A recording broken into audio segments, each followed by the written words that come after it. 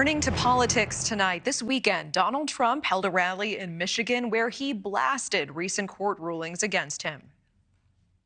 The decision yesterday in New York was a lawless and unconstitutional atrocity that sets fire to our laws like no one has ever seen in this country before. That happens in banana republics. It doesn't happen in this country. The case is a complete and total sham. It's a sham case. There were no victims, no defaults, no damages, no complaints, no nothing. Trump also making a surprise appearance at a sneaker convention in Philadelphia yesterday, where he unveiled these shoes called the Never Surrender high top sneaker, selling for $399, and the shoes sold out hours after they were announced. The website also including listings for Trump-branded colognes and perfumes, selling for almost $100 a piece, superhero keychains as well. These products clearly in the works for some time, but the sale announcement following court rulings that resulted in nearly $500 million in civil penalties against the former president. For more on how the sneakers and the court rulings could shape Trump's campaign going forward, we're welcoming in NewsNation contributor Mick Mulvaney, former acting White House chief of staff for Mr. Trump. Mick, it's good to see you. Thanks for joining us tonight. Natasha, thanks for having me.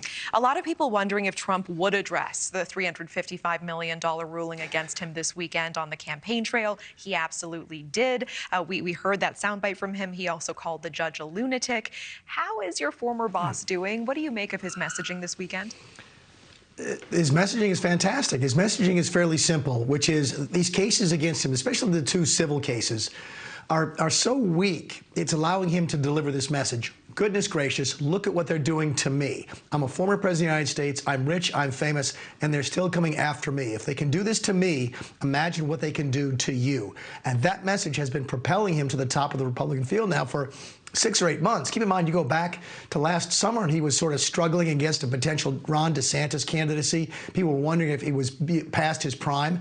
Now it's down to just him and one other candidate, Nikki Haley in South Carolina. So he's managed to take these legal challenges, and which are potentially negatives, and turn them into huge political positives. Interesting. So huge political positives. You don't think there's any chance of it alienating moderate or undecided voters? Sure it is, but he was already alienating moderate and undecided voters. He just was. I think what he's counting on right now is his folks turning up to show out for him.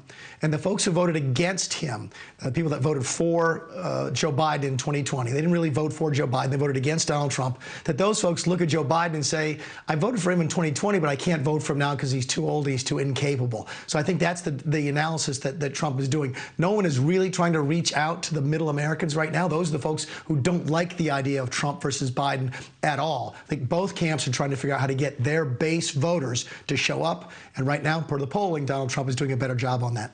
Well, the judge in New York on Friday with that ruling, that number could top $450 million with interest. Do you think this financial hit will impact his presidential campaign in any way?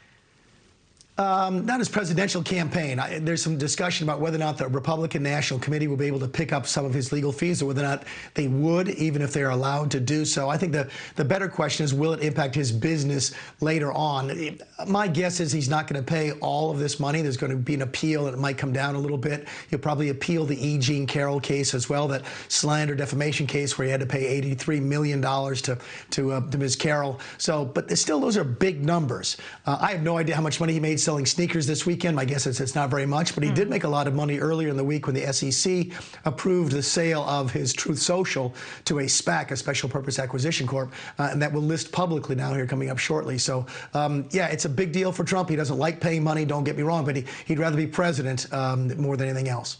Yeah, we saw the sneaker launch, the other products as well. There's also a supporter-launched GoFundMe page that is hoping to pay for the penalty. At last check, it's up to more than $300,000 right now. Is this a sign that his base isn't going anywhere? You know, I've always wondered about folks paying money into. He's been spending political money to pay his legal bills now for almost a year, and everybody now seems to know about it, and it doesn't depress his fundraising. I think his small dollar donors are looking at him saying, you know what, I'm going to give him $25. I don't care if he uses it to spend on an ad or if he uses it to pay his lawyers. I'm on Team Trump, and I'm going to do what I can to help him. He's already losing the big dollar donors. All those folks are supporting Nikki Haley, but a lot of the small dollar donors, which honestly, Natasha, is where most of the money is, despite what you hear about people buying elections and so forth. The gold standard of American politics is still that small dollar online donations, and Donald Trump continues to just hit home runs on that front every single day. Mick, with the time we have, I want to ask you, Nikki Haley this morning criticized Trump for not condemning the death of Putin critic Alexei Navalny. Let's take a quick listen together. Either he sides with Putin and thinks it's cool that Putin killed one of his political opponents, or he just doesn't think it's that big of a deal. Either one of those is concerning. Either one of those is a problem. What does Trump need to do here? Does he need to take a strong public stance on this, especially given the way that he has talked about Putin in the past? I think that he should. As a former chief of staff, I think that he should. I think if he's going to perceive himself to be the next president of the United States, he needs to start talking about things that the next president would talk about. And certainly we'd expect a president of the United States to talk about this. Politically, I don't think he needs to do this. Thank you for watching. Go to newsnationnow.com to find News Nation on your television provider. And don't forget to click the red subscribe button below to get more of News Nation's fact-driven, unbiased coverage.